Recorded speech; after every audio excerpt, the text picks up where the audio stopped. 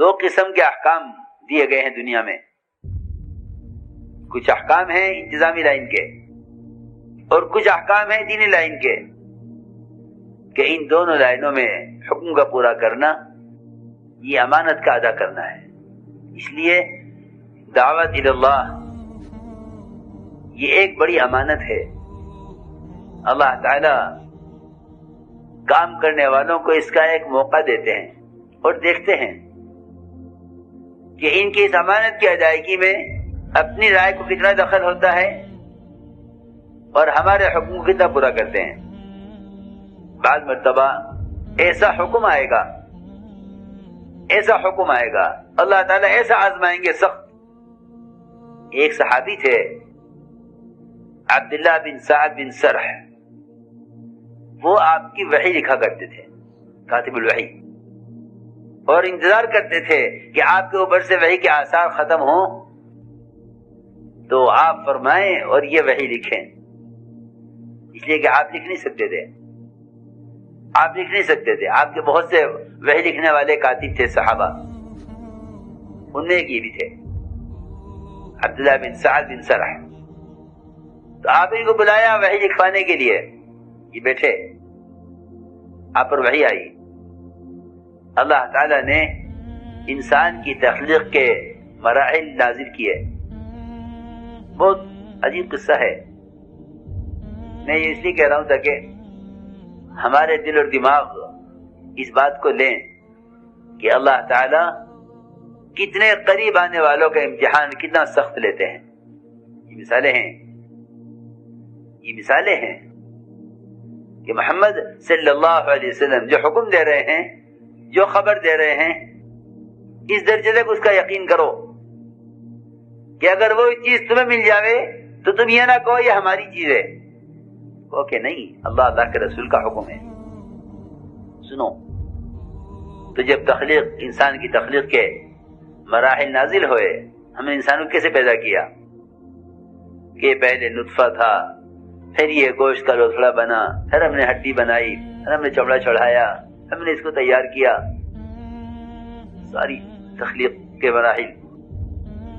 آخر میں فرمایا اللہ تعالی نے اپنے نبی سے، فتبارک اللہ احسن الخالقین. اللہ رب العزت بڑی بابرکت ہے وہ ذات اور سب سے اچھا بنانے والا ہے. ادھر آپ پر وحی نازل کی اللہ نے، اور ادھر ان صحابی کا امتحان لینے کے لیے کہ جس وحی کو بیٹھ کر لکھتے ہیں ان کا اس وحی پر کتنا یقین ہے. سنو، ان کی زبان سے اللہ نے یہ کلمات جاری کرا دیے، تبارک اللہ احسن الخالقین. انہوں نے کہا آپ سے پہلے فتبارک اللہ احسن الخالقین. ادھر اللہ نے وحی کی آپ پر انہی الفاظ کے ساتھ. یہ دیکھنے کے لیے اللہ نے امتحان لیا کہ ان کا یقین اپنے کہنے پر ہے یا ان کا یقین نبی کی وحی پر ہے، یہ وحی کو کتنا مانتے ہیں. چنانچہ روایت میں ہے آپ نے فرمایا دیکھو یہ وحی آئی ہے. انہوں نے عرض کیا کہ نہیں، وحی نہیں ہے، یہ تو میں کہہ رہا ہوں. فرمایا نہیں، اللہ نے وحی مجھ پر کی ہے، یہ کلمات بھی لکھ لو. تو کہنے لگے کہ آسمان سے کوئی وحی نہیں آتی، جس کی بات اچھی لگتی ہے وہ لکھوا دیتے ہیں.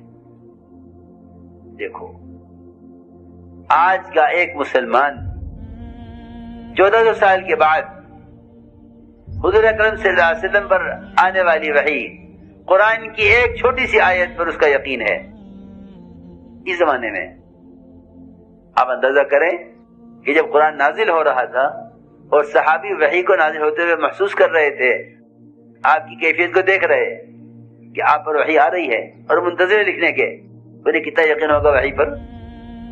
اللہ نے امتحان یوں لیا، امتحان اس طرح لیا کہ جو کلمات آپ نے فرمائے وہ کلمات آپ سے پہلے انہوں نے کہہ دیے. چنانچہ روایت میں ہے کہ یہ وہاں سے نکلے اور اپنے نبی ہونے کا دعویٰ کیا. آپ نے فرمایا اگر بیت اللہ کا پردہ پکڑے ہوئے کہیں مل جائے تو اس کو قتل کر دیا جائے.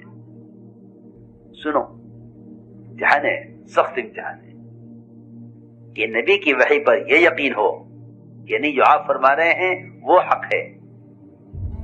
امتحان لیا گیا.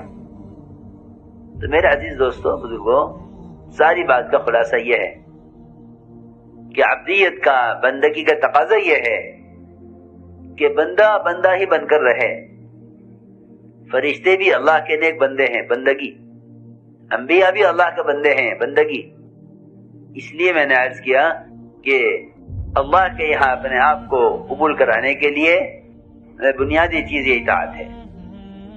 اللہ کے یہاں اپنے آپ کو قبول کرانے کے لیے بنیادی چیز یہ اطاعت ہے.